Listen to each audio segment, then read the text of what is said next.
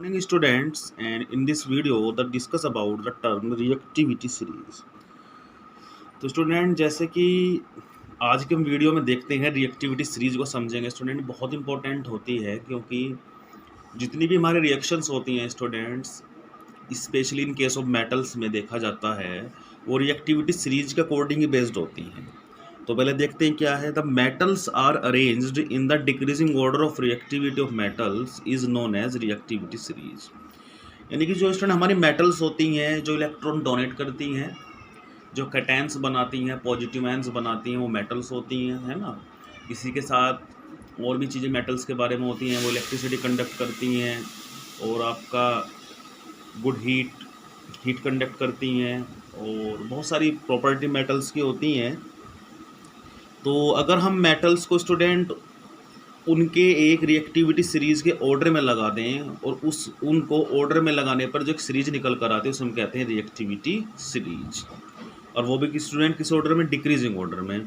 तो अब जरा सीरीज को देख लेते हैं स्टूडेंट, बहुत इंपॉर्टेंट है। अब देखते सबसे ऊपर देखते हैं यहाँ पर पोटेशियम है, तो याद रखेंगे जो सीरीज के सबसे टॉप पर होगा वो सबसे ज़्यादा रिएक्टिव होगा और जो सीरीज में सबसे नीचे होगा वो लीस्ट रिएक्टिव होगा, यानी कि डिक्रीजिंग ऑर्डर है, हाई टू लो। तो potassium is most reactive element and platinum is the least reactive element. अब यहाँ पर हम देख सकते हैं पोटेशियम के बाद आता है सोडियम, फिर calcium, magnesium, aluminium, zinc, iron, lead, hydrogen, copper, mercury, silver, gold and platinum. तो ये स्टूडेंट हमारे जो होते हैं ये हमारी रिएक्टिविटी सीरीज ऑफ मेटल्स है। अब हम देखते हैं स्टूडेंट यहाँ पर हाइड्रोजन को हमने रेड कराया है, तो हाइड्रोजन एक लिमिट है। तो हाइड्रोजन क्या है स्टूडेंट, एक लिमिट है क्योंकि हाइड्रोजन से ऊपर जितनी भी होती है वो सब रिएक्टिव एलिमेंट्स होती हैं, रिएक्टिव मेटल्स होती हैं, और हाइड्रोजन के नीचे होती है लीस्ट रिएक्टिव। तो हाइड्रोजन से ऊपर जो होती हैं वो सारी की सारी रिएक्टिव मेटल्स होती हैं और इससे नीचे वाली लीस्ट रिएक्टिव होती हैं। तो ये copper, mercury, gold, silver, gold और platinum, these are the least reactive metals. और स्टूडेंट जो मेटल जितना ज़्यादा लेस रिएक्टिव होगा वो उतनी आसानी से सॉल्यूशन के अंदर से डिस्प्लेस भी हो जाएगा। अगर हम बात करूँ स्टूडेंट पोटेशियम जो है, पोटेशियम जो होता है जो जितना ऊपर होता है स्टूडेंट वो क्या करता है अपने नीचे वाले जितने मेटल होते हैं सबको हटाता डिस्प्लेस कर सकता है। तो पोटेशियम अपने नीचे जितने भी एलिमेंट है सोडियम, कैल्शियम, मैग्नीशियम, एल्यूमिनियम, इन सबको डिस्प्लेस करता जाएगा। लेकिन मैं अगर एल्यूमिनियम के केस में देखूँ स्टूडेंट, एल्यूमिनियम का जो केस है तो एल्यूमिनियम से ऊपर जो है स्टूडेंट वो मोर रिएक्टिव है। जब एल्यूमिनियम को देख लेते हैं, एल्यूमिनियम से ऊपर जो है स्टूडेंट में क्या है, मोर रिएक्टिव है। तो एल्यूमिनियम अपने ऊपर वालों को डिस्प्लेस नहीं करेगा लेकिन अपने से नीचे वालों को डिस्प्लेस करता जाएगा। अगर मैं कॉपर और मरकरी की बात करूं स्टूडेंट, तो कॉपर जो है मरकरी को डिस्प्लेस कर सकता है लेकिन मरकरी कॉपर को डिस्प्लेस नहीं करेगा due to the reactivity series. तो रिएक्टिविटी सीरीज का स्टूडेंट बहुत बड़ा रोल है। अब zinc is the more reactive than the iron, तो जिंक जो होगा आयरन को रिप्लेस करेगा। Aluminium more reactive than the zinc because it have the upper order in the series. ऐसे ही सोडियम, पोटेशियम, कैल्शियम, मैग्नीशियम। अब स्टूडेंट इसको याद कैसे रखना है, ट्रिक समझते हैं हम लोग। तो मैंने यहाँ पर सिंबल लिख दिए, तो मेरा ये है के पोटेशियम, तो पोटेशियम के को मैंने लिखा काशी, सोडियम ना तो इसे लिख रहा काशी नाथ। कैल्शियम को स्टूडेंट मैंने राइट कर दिया काशी नाथ का, एम जी माली, स्टूडेंट क्या बना दिया मैंने एम जी को एम, मैग्नीशियम माली, ए एल आलू, जेड एन ज़रा, एफ ई तो स्टूडेंट क्या बना दिया हिंदी फीके, पी बी पकाता है। यहाँ तक आते हैं तो स्टूडेंट का कॉपर कोन, यहाँ पर हमने कॉपर को कोन बना दिया। फिर मरकरी को क्या बना दिया स्टूडेंट है, कोन है, ए जी आगे आओ, और प्लेटिनम को मैंने डैश लगाया स्टूडेंट। तो पहली बात तो ये है स्टूडेंट ट्रिक के अंदर कि हमें सबसे पहली बात ये पता होनी चाहिए कि कम से कम इतना हम याद कर सकते हैं कि पोटेशियम सबसे ऊपर होता है और प्लेटिनम सबसे नीचे होता है।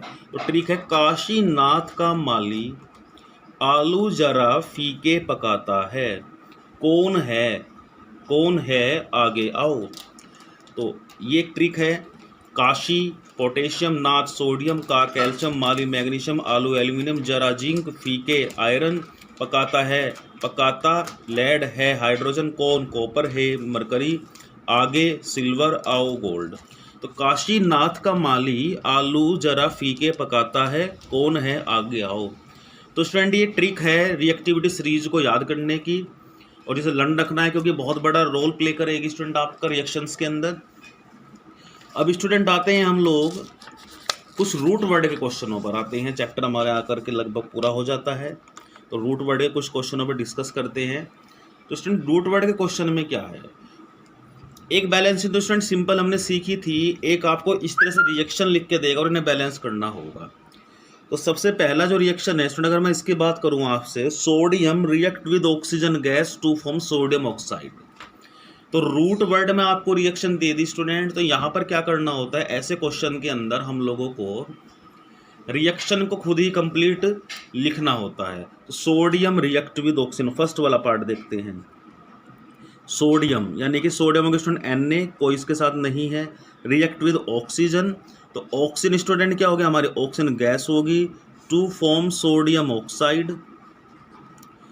अब स्टूडेंट ऑक्साइड तो बन गया है, लेकिन अब यहाँ मुझे देखना होता है जब Na सोडियम सिलेक्ट करता है तो यहाँ पर बनता है Na2O और मैं रिएक्शन को बैलेंस कर देता हूँ। अब जरा समझ लेते हैं कि ये Na2O कैसे बना, इसको समझने की बात है स्टूडेंट। तो यहाँ पर सोडियम, अब हम अपने पुराने मेथड पर आते हैं। जो स्टूडेंट सोडियम है इसका नंबर कितना होता है 11, तो 11 होता था, इसका हो गया 281, तो इसका 1 वैलेंस इलेक्ट्रॉन हो गया स्टूडेंट, और ऑक्सीजन का कितना हो गया 2 और 6, तो इसका 1 हो गया स्टूडेंट, और ऑक्सीजन का कितना हो गया स्टूडेंट 6 है, तो इसका कितना हो गया 2। अब मैं इसको क्रॉस कर देता हूँ जरा, तो फॉर्मूला बन जाता है Na2O सोडियम ऑक्साइड। तो उसमें वैलेंसी के मेथड से सारे फॉर्मूले हमारे बनते हैं। कैसे समझेंगे मैंने बताया तो स्टूडेंट आपको कि जब हमारा वैलेंस इलेक्ट्रॉन 1 2 3 होता है हम वही रखते हैं, और जब वैलेंस इलेक्ट्रॉन हमारा 4 5 6 होता है तो 8 से माइनस करते हैं, तो आप ये देखेंगे Na2O आ जाता है। Next second, zinc react with copper sulphate, zinc react with, zinc हो गया स्टूडेंट अकेला तो Zn हो गया, react with copper sulphate, copper sulphate to form क्या था student, zinc sulphate and copper. तो जिंक कॉपर से मोर रिएक्टिव है, कॉमन सी बात है स्टूडेंट, हटाएगा बिल्कुल हटाएगा। अभी हमने रिएक्टिविटी सीरीज देखा है, तो ZnSO4 प्लस कॉपर। तो इस रिएक्शन में यहाँ देखते हैं स्टूडेंट, जो मेरा ये सल्फेट है, सल्फेट जो है स्टूडेंट कितना चार्ज होता है, माइनस का 2 चार्ज, और कॉपर का कितना स्टूडेंट प्लस के 2 चार्ज होता है। इस तरीके से फॉर्मूला बना है। सिमिलरली इधर जरा देख लेते हैं स्टूडेंट, यहाँ भी फॉर्मूला से बना है, Zn का +2 चार्ज होता है और SO4 का -2 चार्ज होता है। तो ये हमें थोड़ा सा ध्यान रखना होगा वैलेंसी को, कि जो कॉपर होता है, जिंक होता है, मरकरी होता है, इनकी +2 वैलेंसी रहती है और सल्फेट की -2 होती है। तो इस तरह से स्टूडेंट हमारी रिएक्शन ये बैलेंस हो जाती है। थर्ड रिएक्शन देख लेते हैं हम लोग, nitrogen gas hydrogen gas react with ammonia. तो नाइट्रोजन गैस स्टूडेंट क्या होगी N2, और हाइड्रोजन गैस